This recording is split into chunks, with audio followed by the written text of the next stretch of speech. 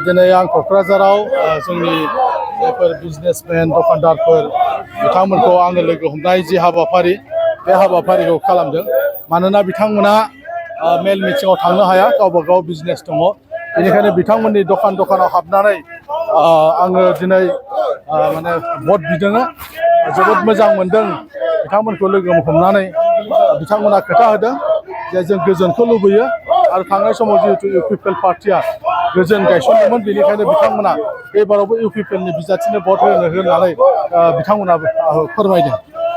गाबोन जोबथा फोसावदिंनाया मा जागोन आरो गाबोनबो माखासे हाबाफारि दंबावो फुंनिफ्राय लानानै आं गासैबो टाउनखौ गाबोन कभार खालामगोन आंहा बेबायदि मोनसे प्लेन दंखायो।